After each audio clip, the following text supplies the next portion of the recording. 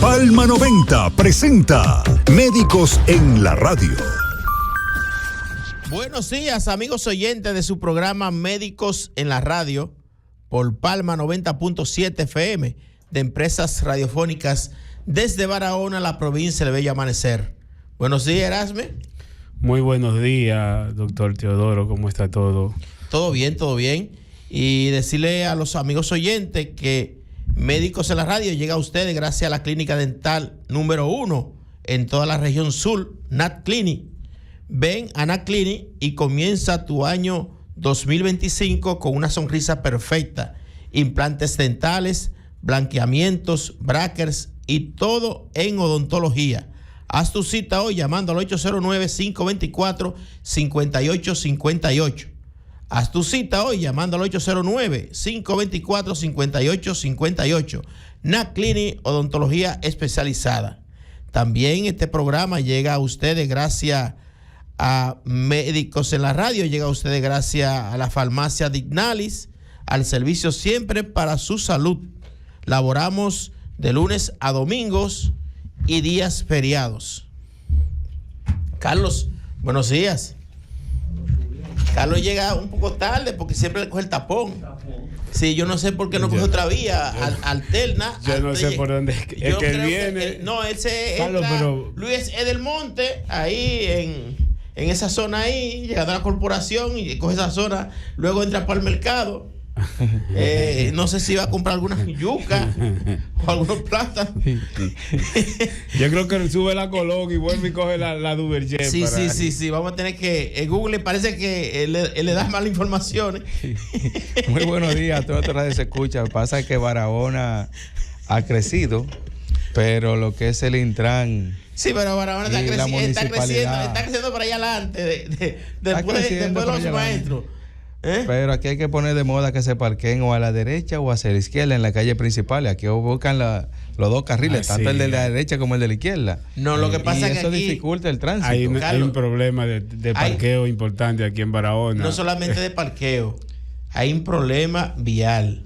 Y yo corroboro con el arquitecto Osorio, donde él tiene un plan, un proyecto ahí, pero tienes años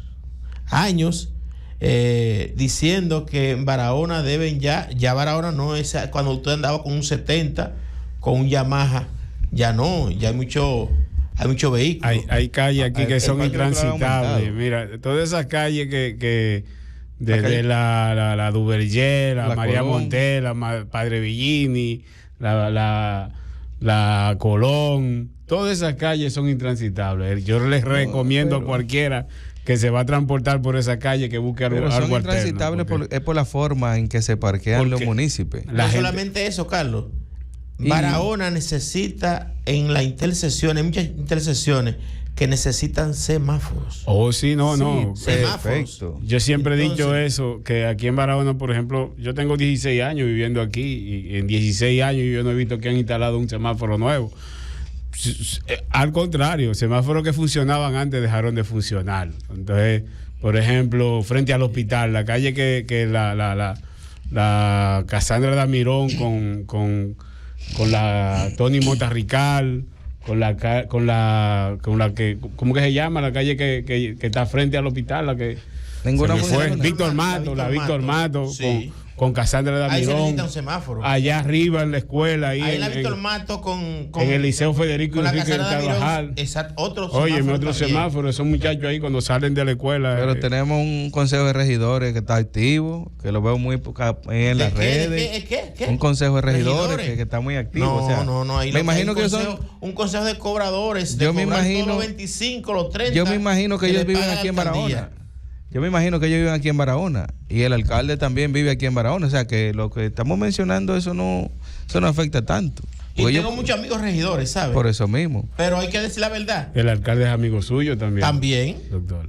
Claro. Entonces hay que va a ser el llamado. No decide el Consejo de Regidores. El Consejo de Regidores. Entonces ellos están muy activos en las redes, ellos todos estos días lo he visto muy activos. Me imagino que van a sufrir algunos de la presión, porque lo he visto muy activo, muy exaltado. Y le aconsejamos que visiten a su cardiólogo y que hagan su visita médica al Consejo de Regidores que lo necesitan.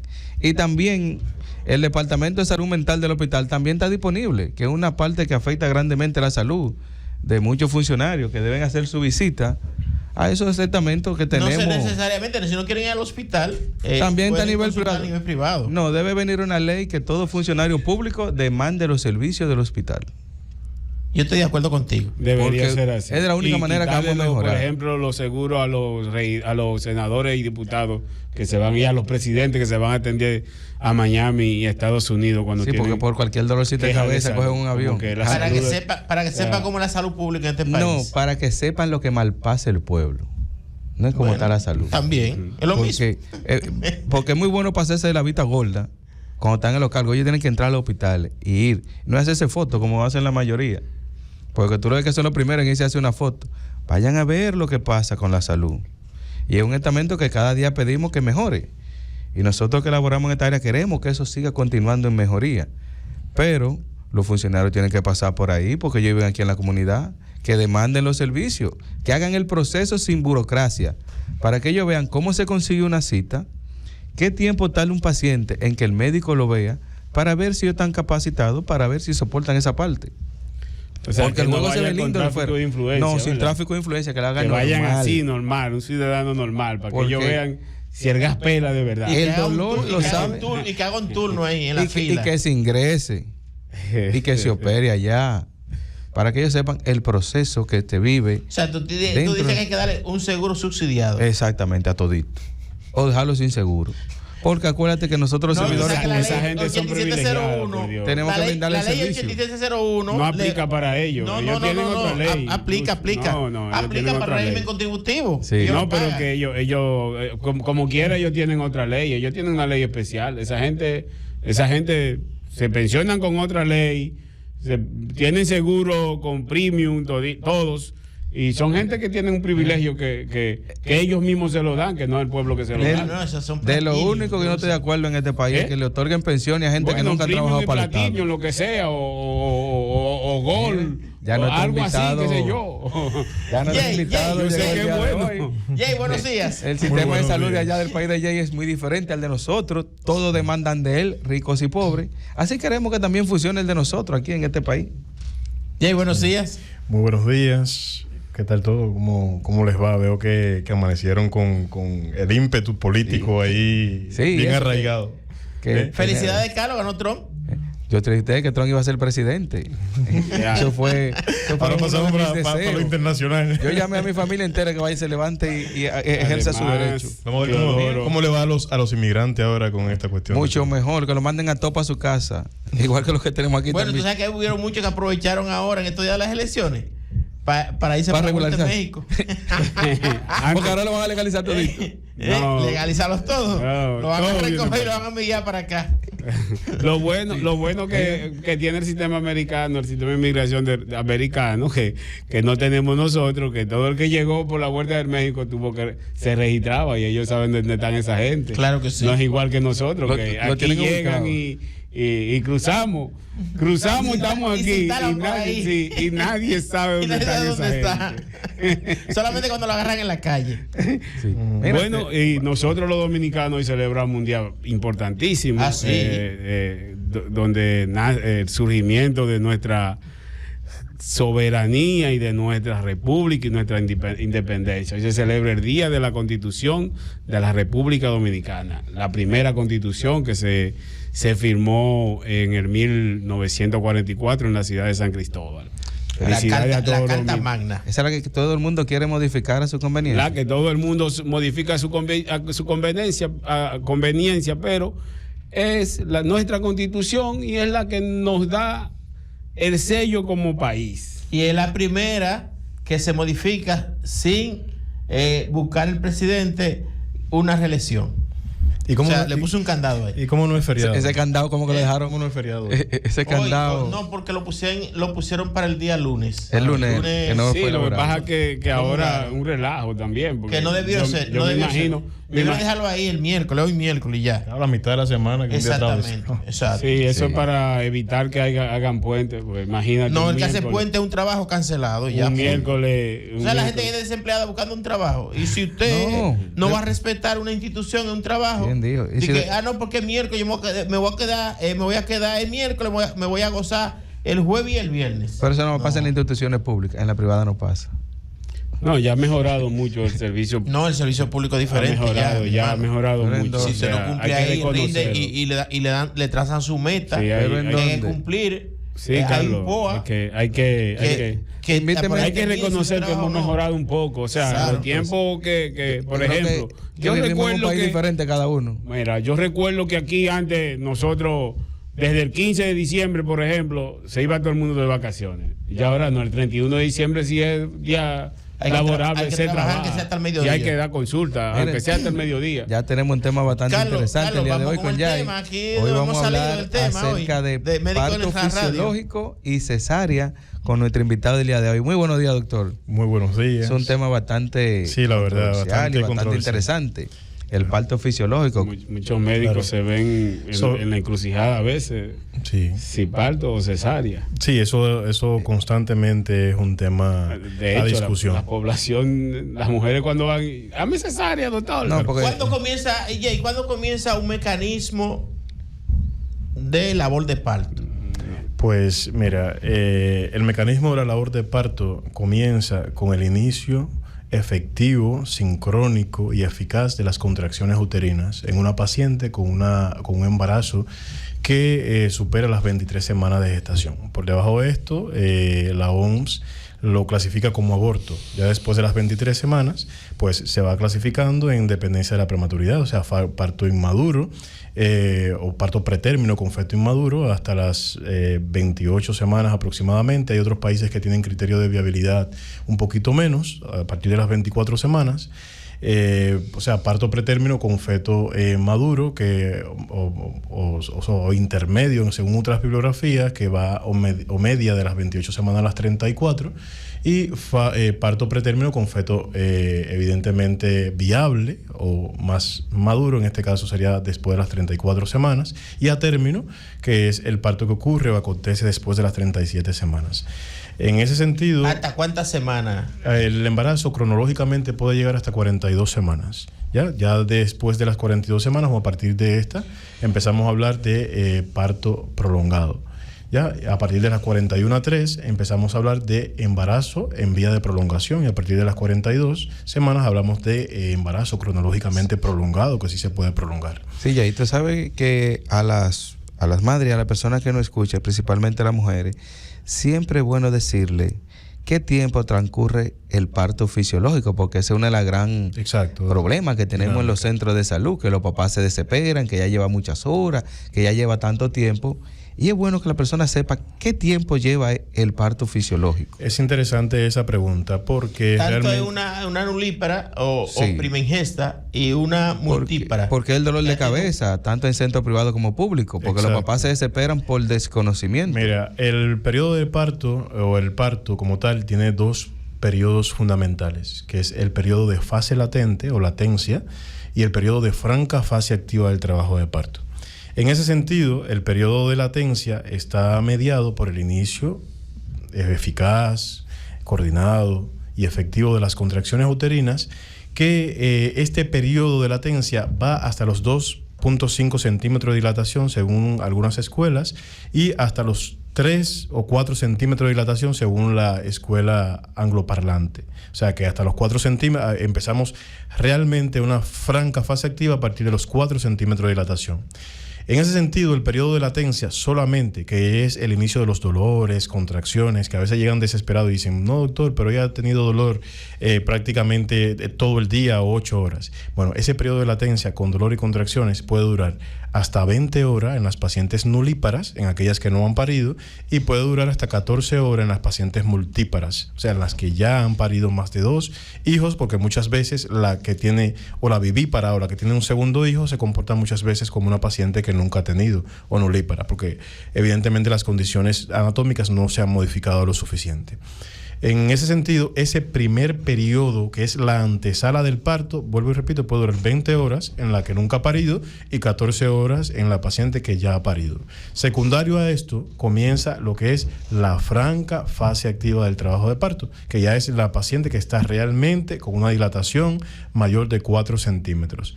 Este periodo puede durar hasta 8 horas en las pacientes multíparas, o sea, en las que han parido, y puede durar hasta 12 horas en las pacientes que nunca han parido. Teniendo en cuenta, cuando hacemos la suma, 20 horas más 12 horas, serían 32 horas prácticamente que una mujer puede estar con dolor, contracciones, ¿ya? Mediando en sentido a parir, y en caso de que nunca ha parido. Y la paciente que ha parido, pues esta puede mediar cuando sumamos y vemos que puede tener 14 horas de fase latente más 8 horas que puede tener de fase activa, o sea, 14 más 8 serían aproximadamente 20 horas. Aproximadamente. O 22 horas. 22 horas aproximadamente. O sea que el tiempo de trabajo de parto tiene su hora, ese es el fisiologismo, pero siempre es lo ideal para toda paciente. Primero, porque la recuperación es magnífica. Ya el otro día es una mujer que se va para su casa. Segundo, porque las complicaciones posparto se minimizan mucho. Tercero, porque evidentemente lo fisiológico no tiene comparación con algo que uno induce como es la cesárea.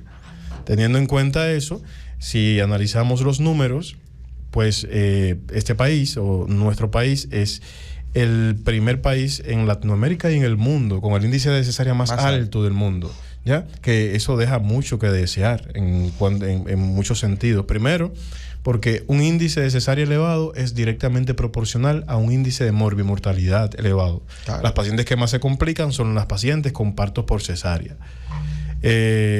Segundo, yo creo que lo ideal sería concientizar y crear una conciencia médica desde ese punto de vista, porque a pesar de que son cesáreas reiteradas, en reiteradas ocasiones, muchas de las pacientes no se quieren preparar, no quieren ligarse, no quieren evidentemente en casi todo el mundo las pacientes, una vez cumplen el número de cesáreas establecido, que son 3 cesáreas, automáticamente por indicación médica esa paciente hay que ligar. Hay que prepararla. Claro, hay que prepararla porque aumenta a sobremanera la posibilidad de complicación posquirúrgica en nuevos embarazos. Entonces, desde ese punto de vista, creo que por lo menos el personal médico debería prepararse un poco mejor en el sentido de crear una herramienta legal, institucional en los hospitales, evidentemente, que proteja al médico desde ese punto de vista. Porque cuando lo vemos de forma general, casi todas las complicaciones, las muertes maternas y las morbilidades críticas. Tú dices que los médicos, pero también la mujer prácticamente últimamente en los últimos años y está siendo la que elige. Es como tú vas a un restaurante, te entregan un menú. Exacto. Entonces ya ahora son las pacientes que deciden sobre su salud. Exactamente, si quieren una cesárea o quieren un parto. ¿Por qué? Porque al producirse las contracciones, que una mujer nulípara o que puede tener 5 contracciones en 2 horas, y una multípara puede tener en 5 minutos, en 1 hora, 5 contracciones, de 1 a 5. Entonces, no se quieren someter a esa labor de parto de ese número de contracciones que son dolorosas, y prefieren mejor no sentir el dolor, y prefieren que el médico, y le piden al médico que ellas quieren con cesárea. Sí. Entonces, como tú dices, ahí entra la parte de la concientización al médico de que debe y se debe institucionalizar, de que se debe someter a la paciente a una labor de parto siempre y cuando no haya una desproporción cefalopélvica o las condiciones. Yo no soy ginecostetra, pero las condiciones por las cuales obligue a una cesárea, no porque la paciente, si tiene un buen canal, tiene una buena pelvis y el producto está cefálico, ¿por qué entonces no dejar que eso evolucione de manera espontánea como la naturaleza, que es fisiológico, ¿verdad? de que se produzca el parto normal, que hay menos riesgo, como tú dices, menos morbo y mortalidad en una paciente. La cesárea, imagínate, cuando te tienen que someter a aplicarte una anestesia, cualquier cosa puede pasar. Y cuando te tienen que romper, es decir, y hacer una incisión quirúrgica y luego entrar por plano hasta llegar hasta el útero y luego abrirlo, o sea, ahí aumenta mucho más las complicaciones, por ende la morbilidad de que esa paciente pueda tener un desenlace al final letal. Sí, pero como siempre ocurre. Por eso la mayoría de las muertes maternas, ustedes la buscan en las estadísticas, como lo dijo Jay, y van a encontrar que la cesárea la mayoría se intervinieron de vía alta o por vía de cesárea. Sí, pero tiene que saber algo, mire. La educación de la paciente es responsabilidad del obstetra, elegir el mejor método que le conviene. Pero hay que concientizar la parturienta. Sí, pero eso es parte del obstetra, porque él es que le da seguimiento durante todo el trayecto de su embarazo. ¿Dónde tuvimos la falla que los índices de cesárea aumentaron? Cuando entró en régimen de la Ley de Seguridad Social. ¿Por qué? Porque el sistema de seguridad social que tenemos pagaba más costosa la cesárea y el costo en un parto era mucho más bajo. No, pero cuando comenzó, el parto costaba 3 centavos, porque se consideraba fisiológico, y la cesárea era mucho más costosa. No es un secreto para nadie que por eso se disparó el índice de cesárea, porque era más factible para un obstetra y mucho más beneficioso. Un parto ahora, hoy en día dura de 20 a 32 horas. Pero por lo tanto, el pago debe ser mayor que la cesárea. Debió ser en la seguridad social desde el comienzo así, y la cosa en nuestro país fuera diferente. ¿Qué ha acontecido en todo eso? Que el sinnúmero de pacientes que se le hizo su primera cesárea, cuando ya tiene el segundo embarazo, dice la literatura que hay que hacerle cesárea. ¿Así, doctor? Exacto. Bueno, ya está cambiando. Ya está predeterminada, aunque se han hecho cambios, pero ya psicológicamente, ya la que se le hizo su primer cesárea, ya su mente tiene prediseñado que va a ser cesárea. Y viene con el tic en la frente, que es cesárea que hay que hacerle. Por más consejo que tú le des, que puede parir fisiológicamente, desde que le dé el primer dolorcito, ya empiezan los familiares de una vez que eso hay que hacerle cesárea. Claro, y el gran problema que tenemos. Pero continuemos. Exactamente. Bueno, en ese sentido, sí creo que existe una gran polémica. Primero, porque en este país existe, la salud privada y la salud pública. En cuestión a la salud privada, generalmente el paciente, y también en la salud pública, el paciente tiene autonomía sobre su cuerpo, ¿no? Pero el médico tiene que auxiliarse de herramientas desde el punto de vista legal, como es el modelo de consentimiento informado, en el cual se le expliquen todas las posibles complicaciones que puede tener esta paciente y hacerla responsable de su estado de salud. ¿Ya?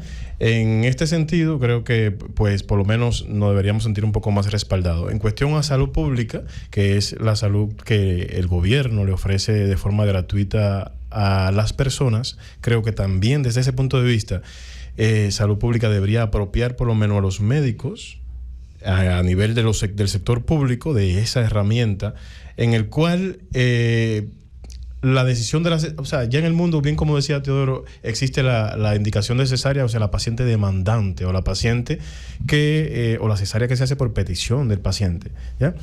Pero siempre y cuando uno tenga un documento que respalde que todas las complicaciones que pueden existir alrededor de tal procedimiento es responsabilidad de esa paciente en caso de que ella fallezca. Por lo menos uno tenga una herramienta legal que lo proteja, creo que sería lo ideal, ¿no? No obstante a eso, lo fundamental es saber que el parto fisiológico ofrece miles de ventajas por encima de la cesárea. Primero, disminuye el índice de procesos infecciosos, o sea, disminuye la posibilidad de infectarse. Perdón, Jay, el parto fisiológico es mucho menos, o sea, es más factible y es menos costoso para el sistema de salud y menos costoso, y para los seguros y para el paciente, desde el punto de vista de su recuperación, porque hay que indicar una serie de medicamentos profilácticos para evitar la infección de la herida quirúrgica, jabones para evitar la infección de esa herida quirúrgica, analgésicos y demás. Sin embargo, el parto es algo que es tan factible que las mujeres paren hoy y se van mañana para su casa. ¿Ya? Muchas veces con analgésicos. Exacto, y muchas veces ni lo necesitan. Como dicen, menos día cama, exacto, ni lo necesitan. Entonces, como que la población de forma general se ha etiquetado en que una cesárea generalmente es lo más factible para ellos. Y es verdad que el parto duele, pero la recuperación de la cesárea duele también mucho. Pero ¿verdad? mucho. Entonces, hay que como que analizar ese proceso bien a fondo. ¿Saben que hay países que hacen el parto sin dolor? O sea, que le colocan un catéter epidural. Exacto. Y se hacen un parto fisiológico sin dolor. Eso existe. Aquí en el hospital lo hemos experimentado. Okay. Acá en el hospital se pidieron, como ahora tenemos una residencia, la escuela de anestesia de allá del hospital. Para que las mujeres también sepan que no obligatoriamente hay que hacer cesárea, pero que también se puede hacer. Hecho muchos pacientes ya que... Pero como yo dije, hay que hacer una concientización en las mujeres una vez se le dan sus chequeos perinatales, porque es ahí que hay que trabajarla. Claro. Y están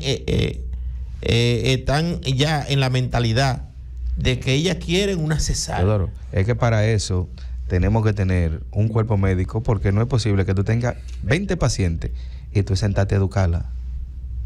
No, pero eso sí se hace. Se puede. Eso se llama psicoprofilaxis. Se puede. Mira, del parto. allá hay una residencia de medicina familiar.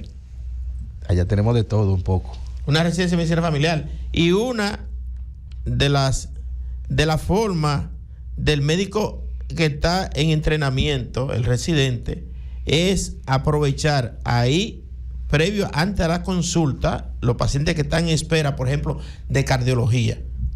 Darle una charla acerca de la hipertensión arterial, de la insuficiencia cardíaca, cualquier tema. Así lo pueden hacer también los residentes de obstetricia y los de medicina familiar, darle una charla a las mujeres, principalmente ahí en departamento de adolescentes, ¿verdad? Claro. Ahí pueden aprovechar y darle una orientación acerca de ¿qué? Del parto y de la cesárea, la diferencia entre uno y otra. Lo mismo que está diciendo Jay aquí. Yo creo que eso va a mejorar cuando se separen los dos hospitales. Eso va a mejorar mucho. Eso es educación previa. Sí. Pero también, o sea, educar a las pacientes, pero también hay que educar a los familiares. También. Claro. Muchas veces cuando, por ejemplo, los que se han acercado a las maternidades, las pacientes llegan a la unidad de preparto y los familiares no tienen ningún contacto con su paciente y muchos familiares se desesperan. Entonces, ellos entienden que el tiempo que dura ahí adentro en la unidad de preparto es mucho, entonces empiezan a atacar desde afuera y muchas veces los médicos por presión no creo que hasta amenaza, en el hospital se amenaza, o sea, se amenaza y los médicos cada día, como dice Erasme, es un pan nuestro de cada día. Entonces hay que educar a los familiares. Claro que sí. Por familiar es el principal, creo yo, desde mi punto de vista, que hay que educar con este tema. Mira, por eso. Una pregunta, Jay, ahí, concerniente a eso, ahora que está hablando de familiares, ¿se debe permitir que la pareja participe en el procedimiento? Pues justamente a eso, observador. Justamente a eso iba. Por eso se han introducido en el mundo nuevos conceptos como es la psicoprofilaxis del parto y la humanización del parto. En cuestión a la psicoprofilaxis del parto, en un primer tiempo, decirles que está mediado justamente a la labor educativa y psicoprofiláctica que tiene el médico o el personal que tiene contacto con la paciente gestante.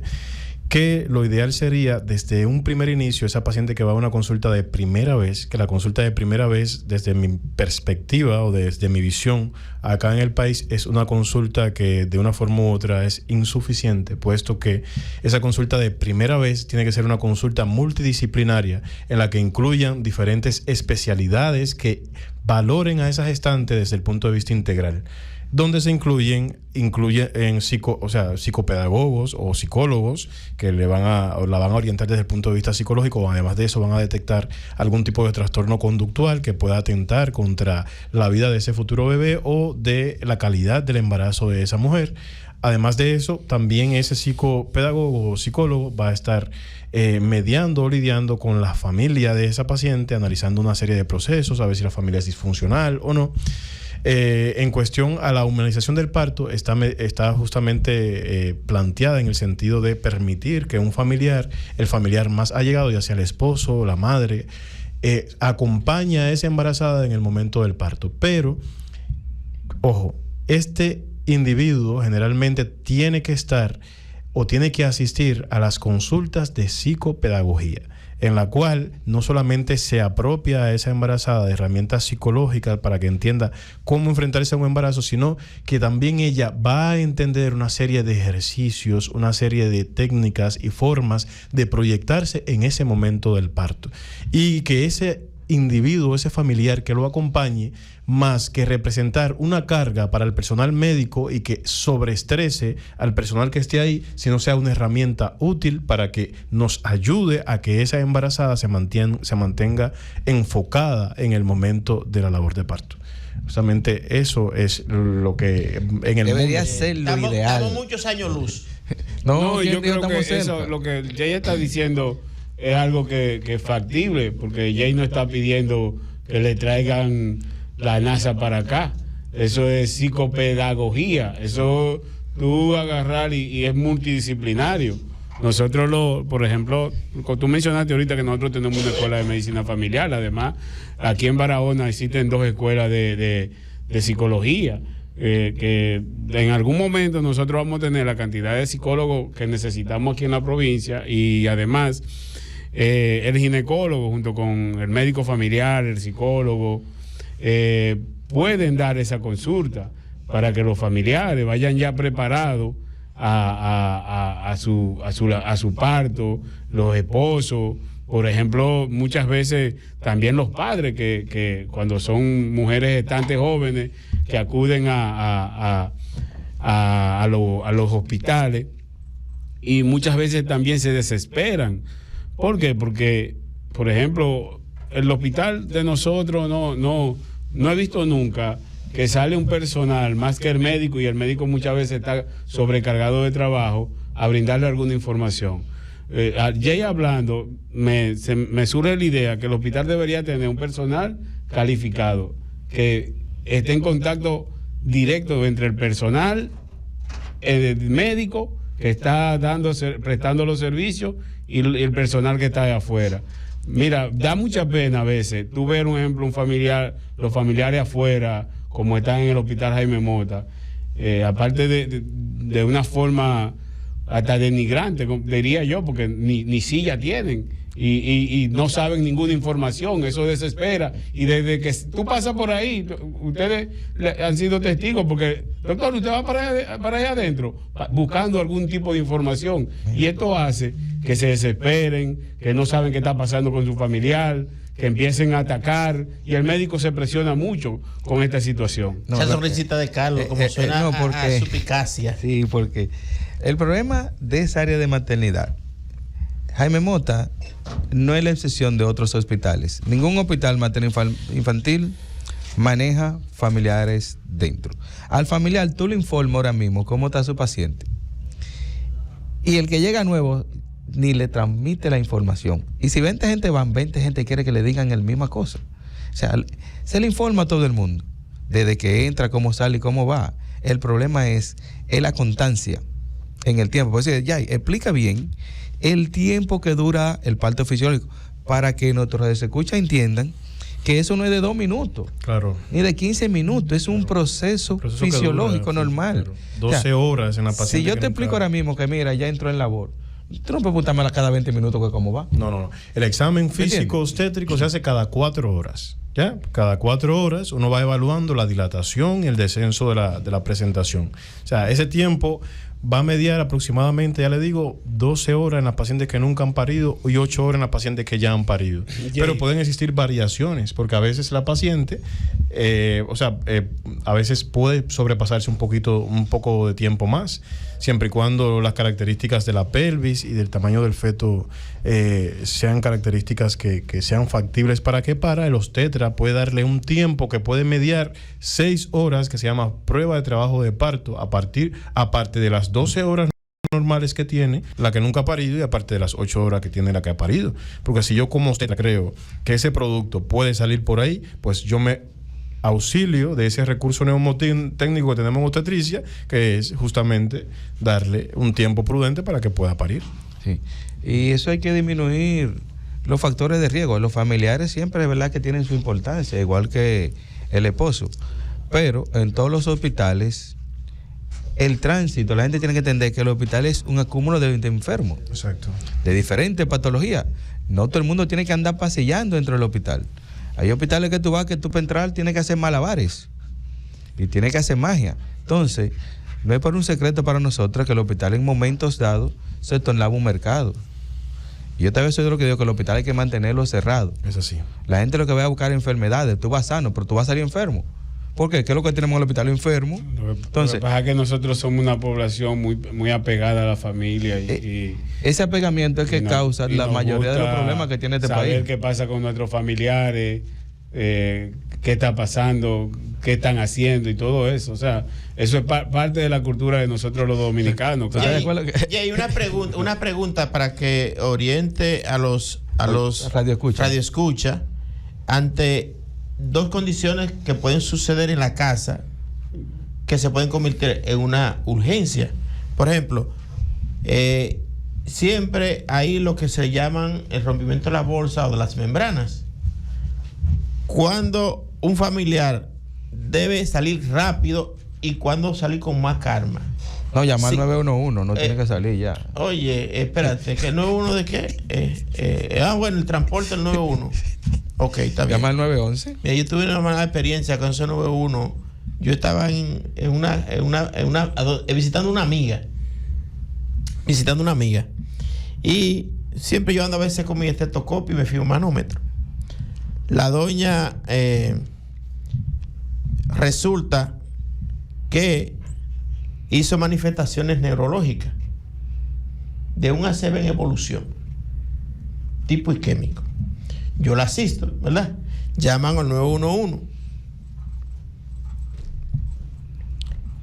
Le digo las condiciones, se la presenté, ¿verdad? Me presenté, dije quién soy. El médico que está de aquel lado. Que está de aquel lado. Ok, está bien. Llegó la ambulancia como a los 40 minutos. Como a los no, para no exagerar, como a los 30 minutos. Como a los 30 minutos llegó la ambulancia. Ahí mismo en la Sánchez. Y cuando llega con un equipo de una enfermera. Comienzo yo a decirle a la enfermera las manifestaciones de la paciente, los signos vitales y todo. Viene ella a comunicarse con el que está de aquel lado, hermano. Con el que está de aquel lado, que no sé quién es, ni me interesó tampoco. Y ahí duró ella como 20 o 30 minutos más. Y la paciente ahí, sin hacerle nada. Sí. Digo, bueno, si es un infarto, ahí mismo muere. Con todo ese tiempo. ¿Me entiendes? Entonces, ¿qué le hicieron? Nada. La sacan de ahí sin canalizar. ¿Entiendes? Nada, absolutamente nada. Por eso, una actividad que había del grupo de San Gimignán, de Cruz Gimignán, aquí en el Costal Arimal, estaba ahí. Sí, tú llegaste un poco más tarde. Le pregunté yo a uno de los conferencistas, está hablando del infarto agudo de miocardio, dolor torácico, síndrome coronario agudo. Y estaban ahí la gente del 911. Estaban todos invitados ahí. Y tú sabes cuál fue la respuesta con relación. Él decía cuál es la cadena ante un infarto, a dónde debe ir primero, ¿verdad? Entonces, decía él que se lleva primero a una emergencia, luego se lleva a una unidad de cateterismo o de hemodinamia, ¿verdad? Y decía él, y digo yo, si ya es un infarto eminente, que por clínica se sabe que es un infarto, que ya tiene disnea, toda la sintomatología de un infarto ya, con una estratificación de infarto grado 3, grado 4.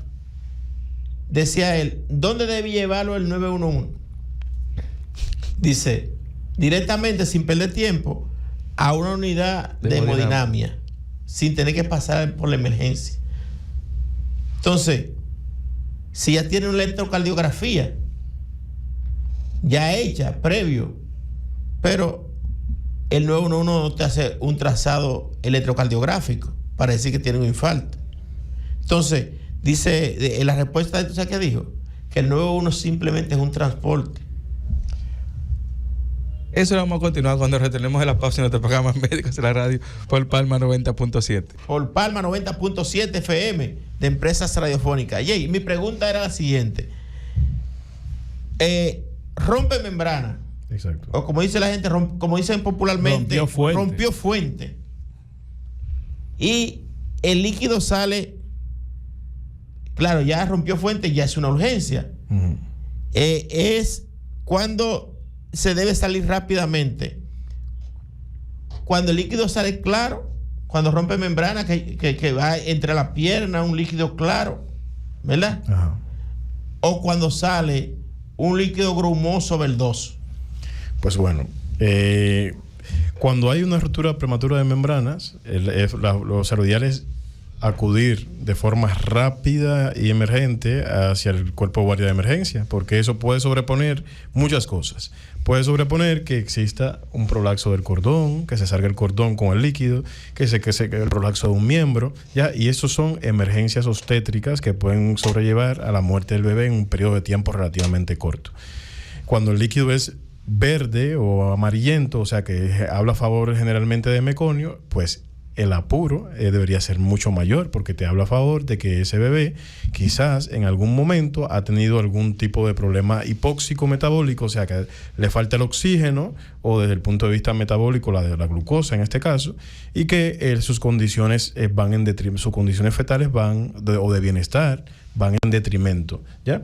En cualquiera de las dos cuestiones hay que acudir de forma rápida y oportuno a el cuerpo de guardia de emergencia. Ya lo digo, porque a pesar de que el líquido sea claro, si se sale el cordón umbilical, pues puede llegar muerto el niño, porque un prolapso del cordón puede sobreponer que se isquemice el paso de nutrientes, oxígeno y demás al bebé, y pues simplemente se apague para que la gente entienda bien, el cordón se estrangula. Se estrangula, y exacto.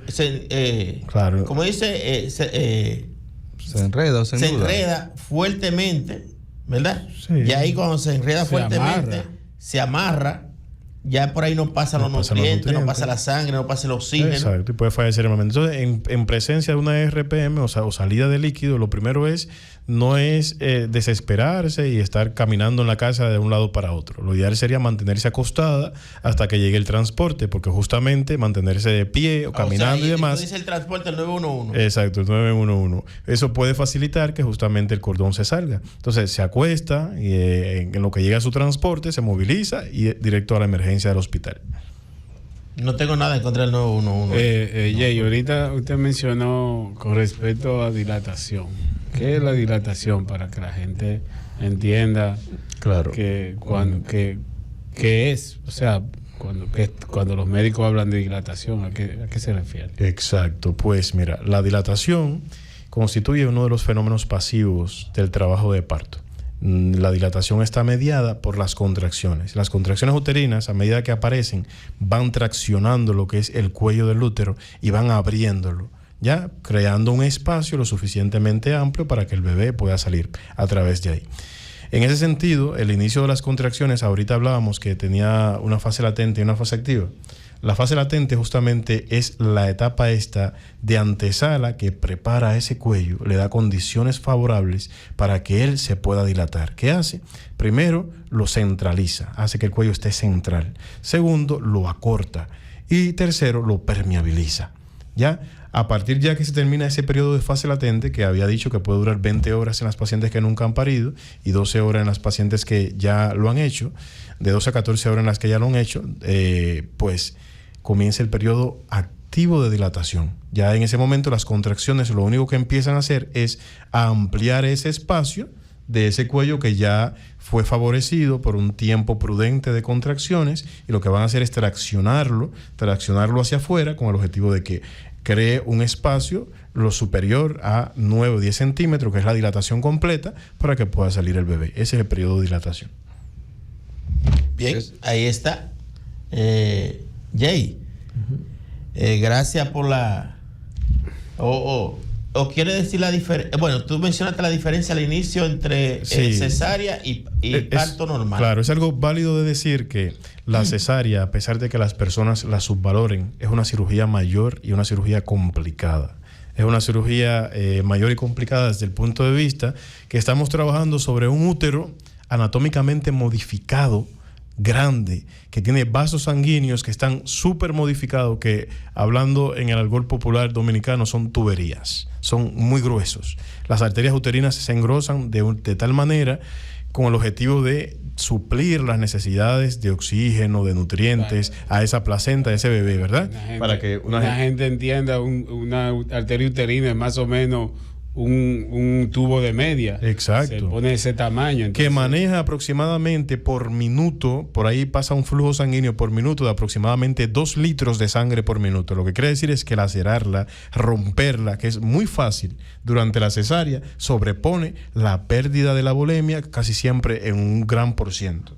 Casi siempre en un % mayor a un 20% o a un 15%, que es lo que puede tolerar una mujer embarazada, la pérdida de 15% de su sangre, ¿verdad? Entonces, en ese sentido, la cesárea sobrepone un riesgo potencial para la vida de cada paciente, ¿ya? Porque estamos trabajando sobre un útero que tiene vasos sanguíneos muy modificados, donde está pasando, circulando prácticamente el 100% de tu volemia y transcurre por ahí en una velocidad tan inmensa como 2 litros de sangre por minuto. Nada más lacerar esa arteria, que se puede hacer muy fácil a la hora de sacar una mujer en cuestión de minutos, puede morir. Exactamente, puede morir.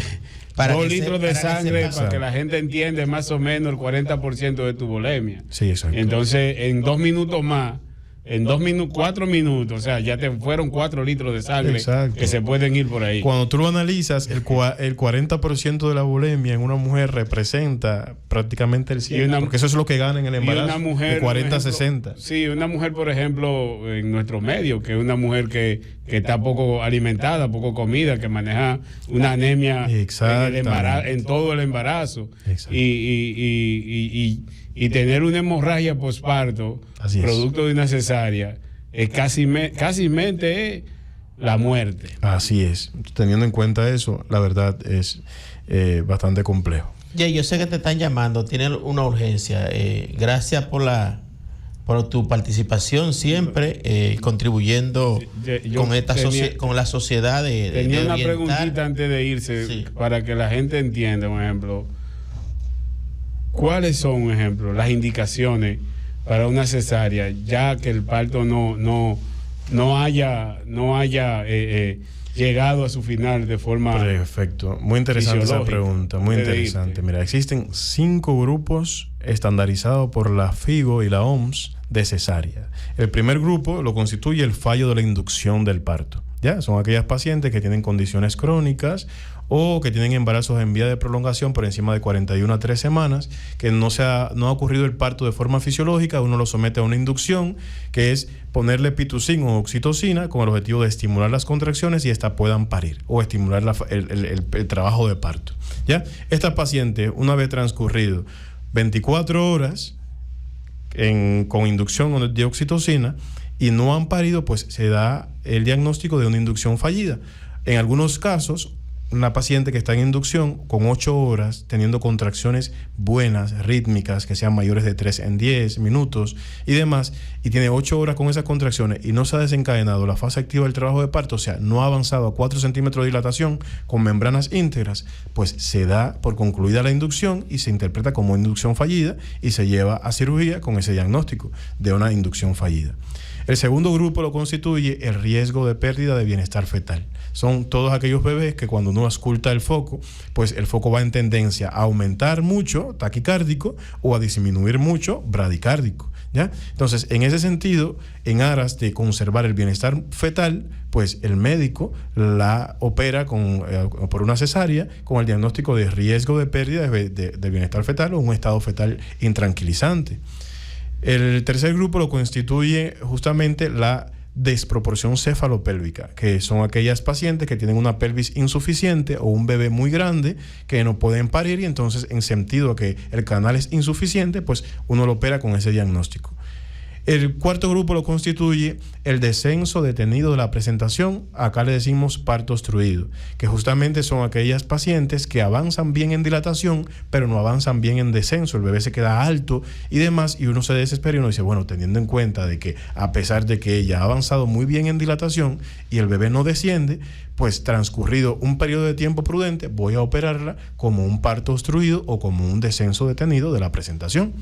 Y el quinto grupo, que es el quinto grupo más grande, ahí entran las misceláneas. En las misceláneas entran patologías de especialidades anexas y patologías obstétricas propiamente. Por ejemplo, la presencia de fibromas que se comporten como tumor previo o miomas de llave, que son fibromas que están a nivel del segmento, que evitan que el bebé pueda descender. La presencia de paquetes varicosos o paquetes de condiloma acuminado que se comporten como tumor previo, o sea, las pacientes que están infectadas por HPV con grandes paquetes de la infección, o sea, de verrugas, y se comporten como tumor previo, no pueden parir.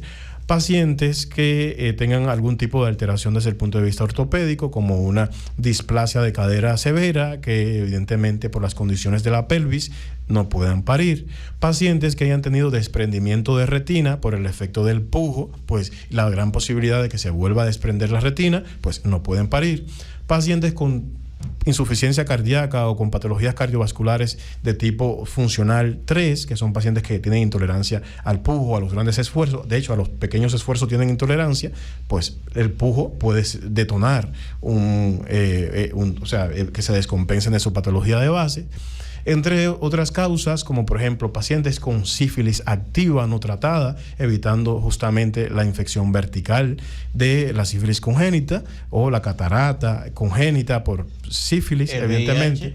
El VIH ya es una patología que está saliendo de ahí. Ya el VIH no constituye una patología exclusiva de cesárea. Ya las pacientes, mientras se mantengan en su programa con su carga viral indetectable, pues ellas pueden parir fisiológicamente, ¿ya? Y no se infecta el bebé. E incluso pueden lactar y no se infecta el bebé. Ya en cuestión a eso hemos avanzado bastante. Ya las personas con VIH pueden vivir una vida a plenitud e interpretarlo como una condición prácticamente. Y pues estas son las fundamentales causas de cesárea. Ya, fuera de eso, ya lo demás es indicación. Ahora se está preconizando la indicación de la paciente demandante. Hay pacientes que tienen mal comportamiento materno obstétrico y se ha demostrado de que el comportamiento obstétrico o materno desfavorable en el trabajo de parto siempre o casi siempre acarrea con una asfixia perinatal. Entonces, uno en sentido a mejorar esas condiciones perinatales. Yo veía eso siempre en la maternidad cuando era estudiante, sí. La de nacionalidad haitiana. Son muy mal criadas. Sí, muy mal. No se lanzan al piso, no te quieren empujar, no te comunican. Tiran salto, no te comunican. No se comunican. Son difíciles. Son muy difíciles. El idioma es una barrera muy fuerte, el idioma. Sí. Nada, Carlos, ¿qué pasó? Sí. No. El tiempo ya. Corto, ya hay. Pero el último momento. Están esperando. No, lo que pasa es que terminar un tema de parto versus cesárea y no mencionar cuáles son las condiciones de cesárea que debe llevar un paciente cesárea es como no hablar del tema. Entonces, sería pecado, la verdad. Exacto. Bien, Médicos en la Radio fue presentado gracias a la farmacia Dignali, al servicio siempre para su salud, y también gracias a la clínica dental NACLINI. Gracias a NACLINI este espacio llegó el número 1 en toda la región sur, NACLINI. Ven a NACLINI y comienza tu año 2025 con una sonrisa perfecta, implantes dentales, blanqueamientos, brackets y todo en odontología. Haz tu cita hoy llamando al 809-524-5858. NACLINI, odontología especializada. Se despiden de su programa Médicos en la Radio el doctor Teodoro Pérez, el doctor Yay, el doctor Alexander Erasme y el doctor Carlos Félix Terrero. Hasta la próxima.